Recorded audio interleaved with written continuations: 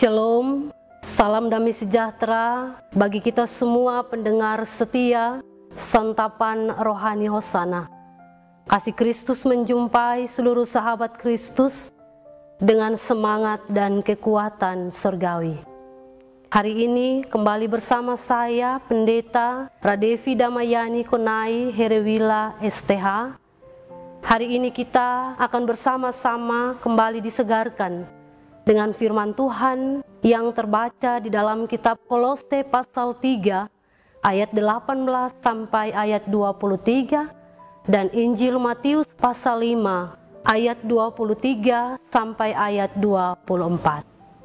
Saya merangkum kedua bacaan ini dengan tema tanpa pengampunan tiada pertobatan. Sebelum kita membaca dan merenungkan firman Tuhan, mari kita berdoa. Bapa Surgawi, tak jemu-jemu kami menyapa Engkau, karena hanya Engkau satu-satunya Allah kami yang hidup dan berkuasa melalui kebenaran firman. Kami hari ini kembali siap hati kami untuk mendengar firman-Mu. Tolong kami dengan kekuatan Roh Kudus, agar kami tidak hanya menjadi pembaca dan pendengar yang setia, tetapi boleh menjadi pelaku-pelaku kebenaran firman yang setia. Kami siap mendengarkan firman-Mu Tuhan, di dalam nama anak-Mu Yesus Kristus firman yang hidup, kami datang dan berdoa pada Allah Bapa di sorga. Amin. Beginilah bunyi firman Tuhan dari kitab Kolose pasal 3 ayat 18 sampai 23 dan Injil Matius pasal 5 ayat 23 sampai ayat 24. Hubungan antara anggota-anggota rumah tangga. Hai istri-istri, tunduklah kepada suamimu sebagaimana seharusnya di dalam Tuhan. Hai suami-suami, kasihilah istrimu dan janganlah berlaku kasar terhadap dia. Hai anak-anak, taatilah orang tuamu dalam segala hal, karena itulah yang indah di dalam Tuhan. Hai bapak-bapak, janganlah sakiti hati anakmu supaya jangan tawar hatinya. Hai hamba-hamba, taatilah tuanmu yang di dunia ini dalam segala hal. Jangan hanya di hadapan mereka saja untuk menyenangkan mereka, melainkan dengan tulus hati karena takut akan Tuhan.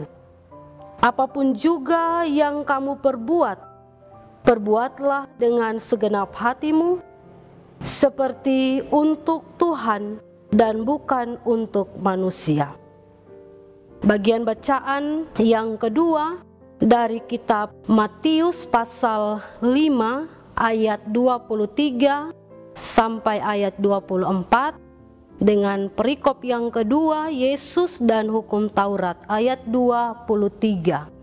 Sebab itu jika engkau mempersembahkan persembahanmu di atas mezbah dan engkau teringat akan sesuatu yang ada di dalam hati saudaramu terhadap engkau, tinggalkanlah persembahanmu di depan mezbah itu dan pergilah berdamai dahulu dengan saudaramu, lalu kembali untuk mempersembahkan persembahanmu itu. Demikianlah firman Tuhan. Sahabat-sahabat yang dikasihi oleh Yesus Kristus, pengampunan bukanlah merupakan hal yang alami atau natur dari sifat manusia yang telah disakiti. Sifat atau natur alami manusia yang disakiti adalah mengingat-ingat kalau bisa membalaskannya. Hal itu terlihat dari respon seorang anak ketika mendengar Paus Yohanes kedua mau mengampuni menembaknya yang sedang dipenjara saat itu. Respon si anak yang kepahitan terhadap ayahnya yang seorang pendeta, tetapi sering memukul si anak dengan ikat pinggangnya. Setiap kali si anak ingat hal tersebut, ia merasakan nyeri dari pukulan-pukulan tersebut Dan si anak mengatakan, Paus dapat mengampuni karena dia hamba Tuhan, tetapi aku tidak akan mengampuni ayahku. Sahabat-sahabat Kristus, keadaan di atas juga banyak terjadi kepada orang-orang percaya. Mengingat-ingat, membalas lebih menyakitkan dari yang dialami. Itu membuat orang-orang percaya terikat oleh falsafah balas dendam, sehingga kehidupannya tidak akan merasa nyaman. Maka damai sejahtera Tuhan tidak bisa diyakini dan dirasakan. Hal ini jelas sungguh merugikan kehidupan kita. Kita sepakat hal tersebut harus dikikis habis dari kehidupan kita. Kita harus memutuskan rantai kepahitan dan benci. Hal tersebut tidak semudah membalikan telapak tangan, namun pengampunan juga bukan hal yang mustahil. Sahabat-sahabat Kristus, ada beberapa cara kita merdeka dari hal-hal tersebut.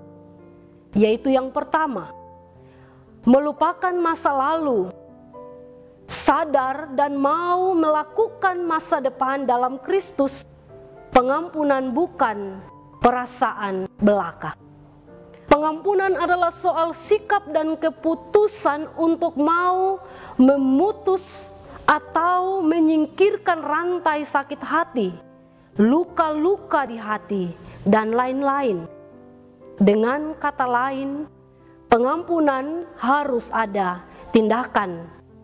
Yang kedua, melupakan hal dalam hal ini hanya melalui meminta keampunan dari Tuhan, kita dapat melakukannya.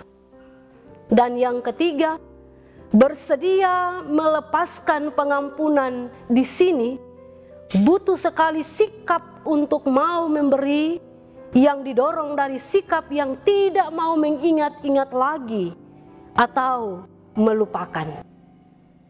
Keempat, peganglah selalu prinsip-prinsip firman Tuhan.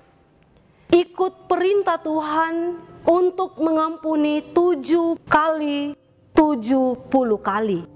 Melalui memegang prinsip dan sikap hidup Yesus yang akan memberi kita keampunan dan bertindak aktif untuk melepaskan pengampunan. Sahabat-sahabat Kristus yang terkasih, Allah ingin bahwa melalui pengorbanan anaknya, Tuhan Yesus Kristus, setiap orang harus percaya. Setiap keluarga Kristen harus merasakan damai sejahtera yang diberikan dan terlepas dari ikatan yang membelenggu. Sebagai manusia yang sadar akan kebenarannya, seharusnya kita merespon secara positif akan keinginan Tuhan kita itu. Jangan sampai selama kita hidup tidak pernah merasakan kasih karunia Allah. Hai suami, hai istri, hai anak-anak, apa jawabmu?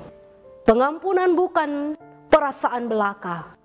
Pengampunan adalah soal sikap dan keputusan. Mari kita mengamini firman ini di dalam doa. Kita berdoa. Terima kasih Tuhan untuk firman-Mu bagi kami saat ini.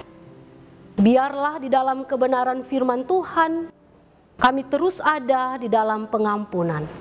Beri kami hati yang luas, bahu yang kuat, untuk kami menjalani setiap pergumulan kehidupan kami di dalam keikhlasan, untuk memberikan setiap pengampunan bagi setiap orang di sekitar kehidupan kami.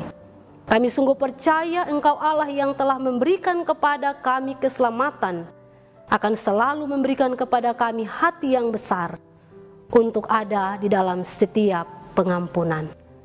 Di dalam nama anak-Mu Yesus Kristus, kami datang dan bersyukur kepada Allah di sorga. Amin. Kekasih-kekasih Tuhan, demikianlah santapan rohani Hosana saat ini. Semoga berkat firman Tuhan menguatkan iman kita.